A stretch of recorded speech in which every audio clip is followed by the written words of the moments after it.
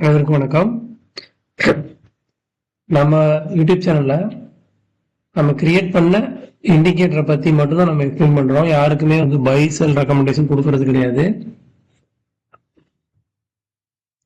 எல்லாமே ஒரு லேர்னிங் கண்டென்ட்டா தான் நான் பண்ணிக்கிட்டு இருக்கோம்.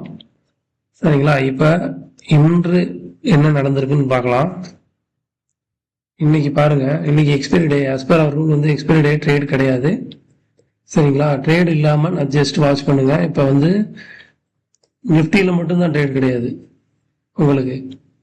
மற்ற இதெல்லாம் உங்களுக்கு ட்ரேட் இருக்கு. சரியா? என்ன நடக்குது பாருங்க. கீழே வரானாவா ஒன் சைடு. இவன் பாருங்க 2 சிங்கிள் கொடுத்துருக்கானா. இங்க இருந்து இங்க டார்கெட் மீட் ஆயிடுச்சு. இறங்கக்கூடாது. இறங்கினாலுமே உங்களுக்கு வாய்ப்புகள் இருந்திருக்கு.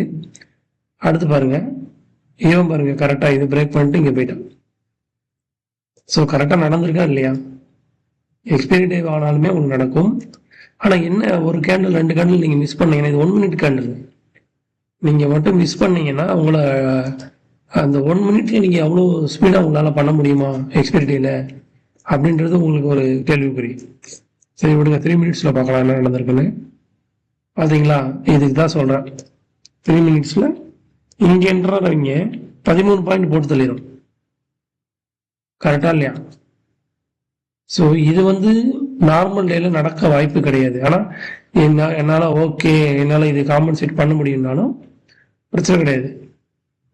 ஆனா இன்னொரு விஷயம் பாருங்க, நம்ம ஏன் இங்கே எக்ஸிட் ஆனா கூட பெரிய லாஸை வந்து எப்படி அவாய்ட் பண்ண பாருங்க.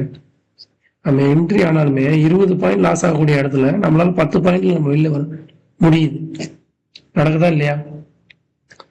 ஸோ அதுதான் நம்ம டெக்னிக்கல் பாராமீட்டர்ஸ் இருக்கு அதுல. சரியா? ஆனால் இது 1 மினிட்ல பார்க்கும்போது உங்களுக்கு நல்ல ப்ராஃபிட் கொடுத்துருக்கு.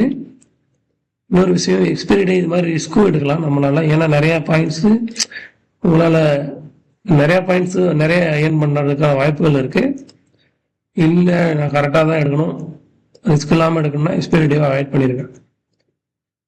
இந்த பேங்க் நிஃப்டியை பற்றி நான் உங்களுக்கு லைவ்ல நான் வீடியோ பண்ணியிருக்கேன். நீங்கள் லைவ் பாருங்க. இங்கே என்ட்ரி இங்கே எக்ஸிட்ன்றத லைவாகவே நான் காமிச்சிருக்கேன்.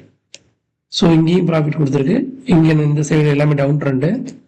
ஒரே ஒரு என்ட்ரி ப்ராஃபிட் ரன் ஆகிட்டு இருக்கு. ப்ராஃபிட்ல ரன் ஆகிட்டு இருக்கு. இந்த பாயிண்ட் என்ன 990க்கும் 1040 பாயிண்ட் ப்ராஃபிட்ல ரன் ஆகிட்டு இருக்கு.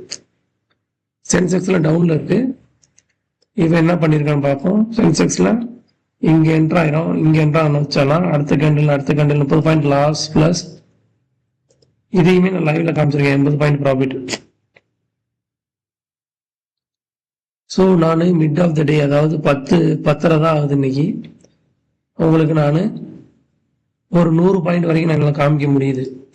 சென்செக்ஸில் 80, பேங்க் நிஃப்டியில் உங்களுக்கு 40, நிஃப்டியில் ஒரு 10 பாயிண்ட். ஸோ நிஃப்டியை வந்து இன்னைக்கு ட்ரேட் பண்ணக்கூடாது. ஆஸ் பர் அவர் ரூல், நான் எக்ஸ்பீரியன்ஸ் ட்ரேடர், என்னால் பண்ண முடியும்னா நம்ம அதை வந்து ஒரு டபுள் கன்ஃபர்மேஷனாக வச்சு நீங்கள் எடுக்கலாம். ஸோ இன்னைக்கு நான் பாதி மிட் ஆஃப் த டேவே உங்களுக்கு 100 பாயிண்ட் லைவ் மார்க்கெட்டில் நான் காமிச்சிருக்கேன்.